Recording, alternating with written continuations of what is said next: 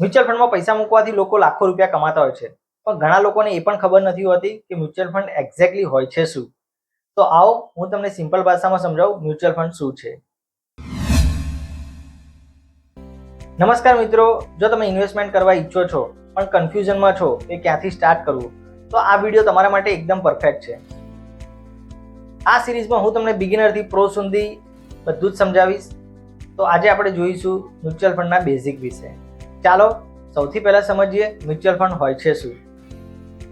Simple લેંગ્વેજમાં કહીએ, mutual fund એટલે ઘણા લોકોના પૈસા જમા કરીને પ્રોફેશનલ મેનેજર દ્વારા ઇન્વેસ્ટ કરવા. ઉદાહરણ તરીકે, તમે અને બીજા 100 લોકો 1000 રૂપિયા ઇન્વેસ્ટ કરો છો, એટલે ટોટલ 1 લાખ રૂપિયા થયા. આ પૈસા એક સાથે એક એક્સપર્ટ એટલે કે ફંડ મેનેજર દ્વારા સ્ટોક માર્કેટમાં ઇન્વેસ્ટ કરવામાં આવે છે.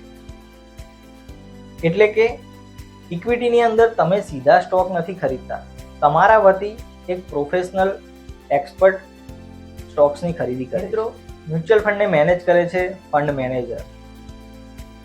ફંડ મેનેજર પાસે માર્કેટનું ફૂલ નોલેજ હોય છે. એ લોકો પાસે કયા સ્ટોક ક્યારે ખરીદવા, ક્યારે સેલ કરવા, રિસ્ક કઈ રીતે મેનેજ કરવું, એનું તમામ નોલેજ હોય છે. એટલે જો બિગિનરની વાત કરીએ તો એમના માટે મ્યુચ્યુઅલ ફંડ થ્રુ ઇન્વેસ્ટ કરવું એ સૌથી સારો રસ્તો છે. હવે પ્રશ્ન આવે છે, મ્યુચ્યુઅલ ફંડમાં પૈસા મૂકવા જોઈએ કે કેમ? એક તો પ્રોફેશનલ મેનેજમેન્ટ હોય છે. બીજું, તમે નાની અમાઉન્ટથી શરૂઆત કરી શકો છો, માત્ર 100 રૂપિયાથી શરૂ કરી શકો છો. ત્રીજા નંબર ઉપર છે, તમે ડાયવર્સિફિકેશન કરી શકો છો, એટલે રિસ્ક ઓછું થઈ શકે છે. ચોથું, તમને લોંગ ટર્મમાં ગ્રોથ મળે છે. મિત્રો, તમે જો બેંકમાં પૈસા મૂકશો તો તમને 6 થી 7% રિટર્ન મળી શકે છે, પણ જો તમે મ્યુચ્યુઅલ ફંડમાં ઇન્વેસ્ટમેન્ટ કરશો તો લોંગ ટર્મમાં તમને 10 થી 15% સુધીનું રિટર્ન મળી શકે છે, પણ અહીંયા માર્કેટ ઉપર ડિપેન્ડ છે. મિત્રો, એક મહત્વની વાત, મ્યુચ્યુઅલ ફંડ એ રિસ્ક ફ્રી નથી. શેર બજાર સાથે સંકળાયેલ હોવાથી અહીંયા બજારનું જોખમ રહેલું છે. માર્કેટ ઉપર નીચે થઈ શકે છે, વેલ્યુ ફ્લક્ચ્યુએટ થઈ શકે છે, પણ હા, લોંગ ટર્મમાં તમને ગ્રોથ જનરલી દેખાઈ શકે છે. અહીંયા ખૂબ જ પેશન્સની જરૂર છે. મ્યુચ્યુઅલ ફંડના મુખ્ય 3 પ્રકાર જણાવીશ.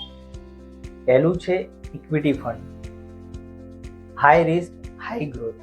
બીજું છે ડેટ ફંડ, લો રિસ્ક સ્ટેબલ ગ્રોથ.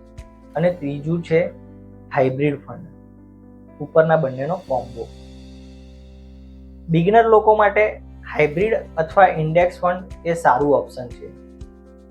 તમે જ્યારે મ્યુચ્યુઅલ ફંડમાં ઇન્વેસ્ટમેન્ટ કરો છો ત્યારે તમને એની સામે યુનિટ મળે છે, અને આ યુનિટની જે પ્રાઇસ હોય છે એને NAV કહેવાય છે. NAV વધે તમારો પ્રોફિટ વધે, NAV ઘટે ટેમ્પરરી લોસ. Simple logic. જો તમને આ વિડીયોથી ક્લેરિટી મળી હોય તો લાઈક અને સબસ્ક્રાઇબ જરૂર કરજો.